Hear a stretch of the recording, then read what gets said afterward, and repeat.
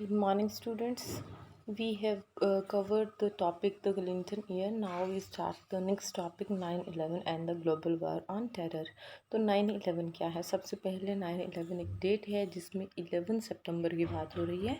ये American form of writing है जिसमें पहले मंथ को लिखा जाता है, बाद में डेट को लिखा जाता है। अगर इंडियन वे या इंडियन स्टाइल में इसको लिखना होता तो हम 11/9 लिखते कि 11 किस चीज़ को शो कर रहा है, डेट को, और 9 सितंबर को। ठीक है, तो अमेरिकन फॉर्म ऑफ राइटिंग में स्टाइल में इसको 9/11 लिखा गया है। इसको आप बाय मिस्टेक 9 नवंबर मत कर लेना, ये है 11 सितंबर। ठीक है, तो 11 सितंबर 2001 में क्या हुआ था, 19 हाईजैकर्स ने अरब कंट्रीज से जो आए थे उन्होंने अमेरिकन कमर्शियल एयरक्राफ्ट को टेक ओवर कर लिया था या फिर उसके ऊपर अपना कब्जा कर लिया था, हाईजैक कर लिया था कमर्शियल एयरक्राफ्ट को अमेरिका के।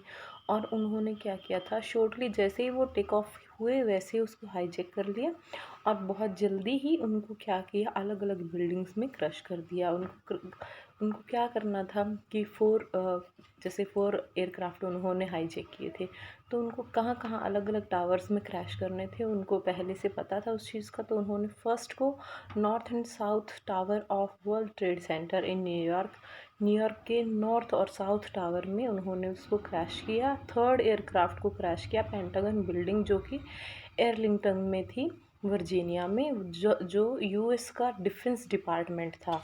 डिफेंस डिपार्टमेंट का पूरा हेडक्वार्टर जहाँ पे था, उन्होंने थर्ड एयरक्राफ्ट को वहाँ पे क्रैश कर दिया था। और फोर्थ एयरक्राफ्ट को वो क्रैश नहीं कर पाए थे।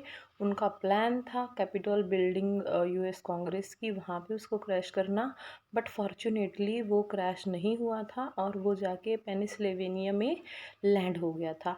तो ये अटैक है, इसको 9/11 के नाम से जाना जाता है। 9/11 अमेरिकन वे में लिखा गया है, इंडियन में इसको 11/9 लिखा जाता। और उस अटैक में लगभग 3 लाख लोग मारे गए हैं और ये सबसे बड़ा आप कह सकते हैं शॉकिंग इफ़ेक्ट था अमेरिकन्स के ऊपर। उससे पहले कभी भी अमेरिका में इतना बड़ा हमला नहीं हुआ था, इतने लोग नहीं मारे गए थे किसी भी हमले में। उससे पहले जब ब्रिटिश के टाइम में वाशिंगटन डीसी में जो पहले एक बार बर्निंग हुई थी उसमें 1814 में, उसमें भी इतने लोग नहीं मारे गए थे। और जब जापानीज़ अटैक हुआ था पर्ल हार्बर पर 1941 में, उसमें भी इतना लॉस ऑफ लाइफ नहीं हुआ था जितना कि 9/11 में हुआ था। तो ये सबसे ज़्यादा सिवियर अटैक माना गया है यूएस की धरती के ऊपर जब से यूएस बना था। यूएस कब बना था? यूएस बना है 1776 में, मतलब 1776 में यूएस बना है। तो यूएस की धरती पे सबसे बड़ा, सबसे सीवियर पहला इतना बड़ा अटैक था जिसमें इतनी ज़्यादा जान माल की हानि हुई थी और जो मेन हेडक्वार्टर्स थे उनको फोकस किया गया था। तो उसके रिस्पांस में यूएस ने बहुत बड़ा और बहुत बढ़िया और इंस्टेंट कदम उठाया। तो क्लिंटन जो पहले प्रेसिडेंट थे, उसके बाद क्या हुआ, प्रेसिडेंशियल इलेक्शन हुए, उसमें जॉर्ज डब्ल्यू बुश जो कि क्या थे, जॉर्ज HW बुश के बेटे थे, उन्होंने क्या किया, एज अ प्रेसिडेंट अब वो जीत के आ गए थे, क्लिंटन को हरा दिया था। तो बुश ने क्या किया था, उन्होंने देखा कि ये ग्लोबल वॉर ऑन टेरर है, इसके ऊपर काम करना बहुत ज़रूरी है। तो उन्होंने ऑपरेशन एंड्योरिंग फ्रीडम लॉन्च किया था, जिसमें क्या था, जिसके ऊपर शक था, शक के आधार पर अलकायदा जो कि पूरा मुस्लिम संगठन था अरब कंट्रीज़ का, और तालिबान रिजाइम में क्या किया था, अफ़गानिस्तान में उनके जहाँ जहाँ ठिकाने थे ना आतंकवादियों के, उग्रवादियों के, वहाँ वहाँ पर अटैक कर दिया था। तालिबान के रीजन में जो जितने भी टेररिस्ट ग्रुप एक्टिव थे उन सब के ऊपर उन्होंने क्या किया था, हमला कर दिया था और उन लोगों को अपने अंडर थ्रू ले लिया था, अपने अंडर कवर ले लिया था। और उसके बाद क्या हुआ, बहुत फोर्सफुली लोगों को, या फिर जो जितने भी टेररिस्ट अटैक करने वाले थे या फिर जितने उसमें इन्वॉल्व थे या जितने ग्रुप अलग अलग जगह पे वर्क कर रहे थे, उन सबको अब क्या किया, फोकस किया जाने लगा। उसके बाद उन्होंने क्या किया, ग्वेंटानामो बे में यूएस नेवल की जो बेस है क्यूबा में, वहाँ पे उनको एज अ प्रिजनर रखा गया और वहाँ पे उनको कोई भी राइट नहीं दिया गया, जैसे कि कॉमन राइट्स होते हैं, इंटरनेशनल लेवल के राइट्स होते हैं। उससे अलग है कि जैसे ह्यूमन राइट्स हैं या फिर किसी कंट्री के पर्सनल राइट्स हैं, रूल्स हैं, कोई भी राइट उनको नहीं दिया गया। इवन जो यूएन के रिप्रेजेंटेटिव्स थे वो भी अलाउड नहीं थे उनसे मिलने के लिए।